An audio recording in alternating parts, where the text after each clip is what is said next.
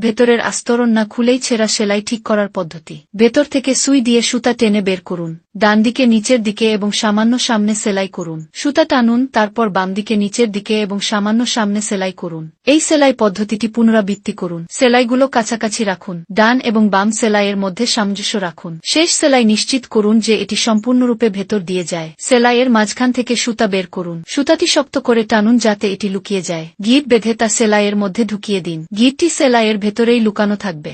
পোশাক মেরামতের পর ছোট সুতা ভিডিওতে দেখানো মতো হালকাভাবে টানুন। একটাই সহজ। অদৃশ্য সেলাই করার পদ্ধতি। প্রথমে নিচ থেকে সুতা দিয়ে প্রথম সেলাইটি শুরু করুন। দ্বিতীয় সেলাইয়ের জন্য প্রথম সেলাইয়ের ঠিক পাশেই সুই ঢোকান। সুতা পেঁচিয়ে টেনে বের করুন। তৃতীয় সেলাইয়ের জন্য দ্বিতীয় সেলাইয়ের লুপটি তুলে নিন। সুতা পেঁচিয়ে টেনে বের করুন। এই প্রক্রিয়াটি প্রতিটি ধাপে পুনরাবৃত্তি করুন। এটি সাধারণত পোশাক পরিবর্তনের সময় ব্যবহার করা হয়। উদাহরণস্বরূপ প্যান্ট বা অন্যান্য পোশাক ঠিক করার ক্ষেত্রে এই পদ্ধতি ব্যবহৃত হয়। এটি যেমন ব্যবহারিক তেমনি পরিপাটি। শেষ সেলাইয়ের জন্য লুপের মধ্যে সুতা ঢুকিয়ে সব উপরের লুপগুলো তুলুন। শেষে শক্ত করে টানুন, সব সুতাই লুকানো থাকবে। এটি একসাথে ব্যবহারিক এবং সুন্দর। সুতার লেজ খুব ছোট। নতুন সুতা যুক্ত করার উপায়। ছোট সুতাটিকে একটু লম্বা করে টানুন। নতুন সুতাটি সুইয়ের উপরে রাখুন। বাম হাতের আঙুল দিয়ে সুতা ও সুই ধরে রাখুন। দীর্ঘ এবং ছোট সুতাগুলো একবার সুইয়ের চারপাশে পেঁচিয়ে নিন। বাম দিকের ছোট সুতাটি হালকাভাবে টানুন এবং সুতাটি সুইয়ের চোখ দিয়ে চলে যাবে। এটা কি সহজ নয়?